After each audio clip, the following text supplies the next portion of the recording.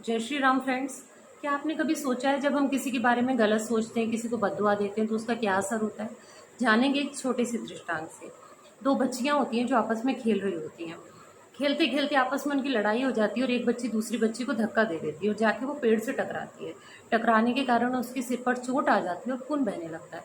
वो रोती रोती अपने घर चली जाती है। क्योंकि वो दो गली आगे ही रहती है, तो जिस बच्ची से धक्का लगा होता है उसको दुख होता है कि ऐसा कैसे हो गया। वो दौड़ के उसके पीछे जाती है कि इसको कहीं ज़्यादा चोट ना लग गई हो। जैसे ही जाती है तो उसके घर के गेट पे ही खड़ी होती है। वो बच्ची रो के अपनी मम्मी को बता रही है कि उस बच्ची ने मुझे मार दिया, मुझे चोट लग गई। तो वो जिस बच्ची को चोट लगी है उसकी मम्मी जो है, वो जिस बच्ची से चोट लगी है ना, यानी फ्रेंड है जो, उसको बददुआ दे रही है कि उसका सब बर्बाद हो जाए, उसका कुछ ना रहे, उसको भी चोट लगे और बहुत सारी बातें। जैसे ही वो बच्ची ये सारी बातें सुनती है गेट पर खड़ी होकर, तो एकदम से सहम जाती है और दौड़ के अपने घर जाती है और रोने लगती है।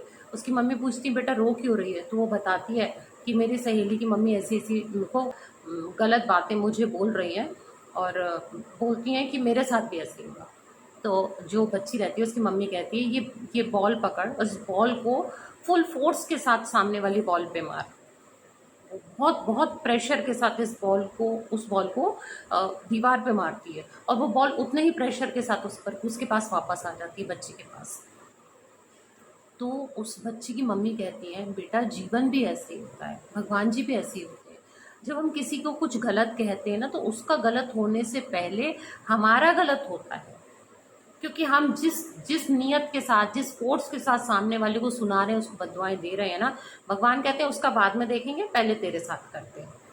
तो कभी किसी को बद्दुआ नहीं दीजिए। आपकी दी हुई बद्दुआ कब आपके पास वापस पलट कर आ जाएगी, आपको नहीं पता। ये डर मन में रहना बहुत बहुत आवश्यक है कि हमें किसी के बारे में भी गलत विचार नहीं लेकर आने। और कितना ही सामने वाला गलत हो, कभी भी उसे बद्दुआ मत दीजिए। क्योंकि प्रकृति का नियम है, जो आप एक हाथ से देते हैं वो 10 हाथ से आपके पास वापस आता है।